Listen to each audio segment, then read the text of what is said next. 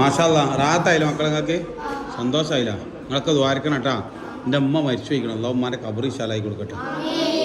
ആളുകൾ നമുക്ക് പറയാൻ വേറെ ഈ ലോകത്ത് നമുക്ക് സമ്പാദിക്കാൻ നമ്മൾ ഉമ്മാരുള്ള കാലത്ത് അമ്മാരെ നല്ല നോക്കുക.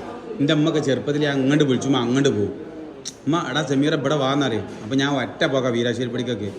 പക്ഷേ ഇപ്പം എനിക്ക് ഉമ്മ ഇല്ല. അപ്പം അതിൻ്റെ വേദന എനിക്ക് വല്ലാതെ എഫക്റ്റ് എൻ്റെ ഉമ്മ എന്നെ ഒന്ന് വിളിച്ചാണ്ടെങ്കിൽ ഞാൻ അപ്പം ഇങ്ങനെ ആലോചിക്കുന്നു. മനസ്സിലായോ?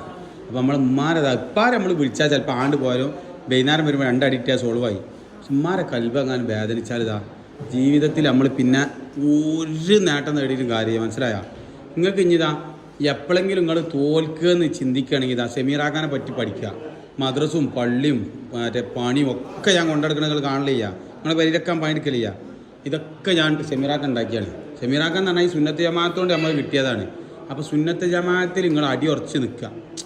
ഈ ഉസ്താദിൻ്റെ പള്ളിക്കത്തെ ഉസ്താദിൻ്റെ നമ്മളെ ഉസ്താദ്മാരെ കൂടെ അടിയുറച്ച് നിൽക്കുക. അവർ പണ്ഡിതന്മാർ പറഞ്ഞതിൽ കാര്യം ഉണ്ടാവും. മറ്റുള്ളവരെന്ത് പറയണമെന്നുള്ള നമ്മൾ നോക്കണ്ട. പല ആളുകളും പറയുമ്പോൾ നമുക്ക് എന്ത് തോന്നുന്നറിയാം? നമുക്ക് തോന്നും അതാണ് ശരിയെന്ന്. പക്ഷെ അത് താൽക്കാലികമായിട്ട് ശരിയാവും. നമ്മൾ വള്ളത്തിൽ കണ്ടിക്കണി എന്തെങ്കിലും ഒരു സാധനം ഇടുമ്പോൾ ഇങ്ങോട്ട് കുമിള അങ്ങോട്ട് വരണേ. അപ്പോൾ അത് ശരിക്ക് കുമിളല്ല, അത് മേലേക്ക് വന്നാൽ പൊട്ടിപ്പോകില്ല, പിന്നെ കാണാണ്ടാവില്ല.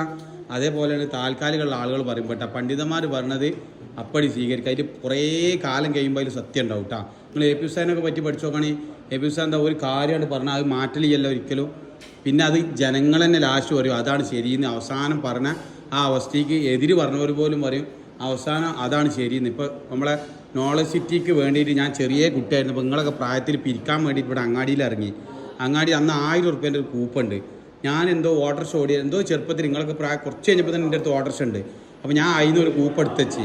അപ്പോൾ ആ കൂപ്പ് എടുത്തുവെച്ചപ്പോൾ അന്ന് ഞാനിവിടെ അങ്ങാടിക്ക് ഇറങ്ങിയപ്പോൾ ഇന്നെ കളിയാക്കിയ കുറച്ച് ആൾക്കാരുണ്ട്. പക്ഷെ അവർ പോലും ഇപ്പോൾ ആ നോളജ് സിറ്റി അവിടെ വന്നപ്പോൾ ഇതാ അതിനെ അംഗീകരിച്ച്.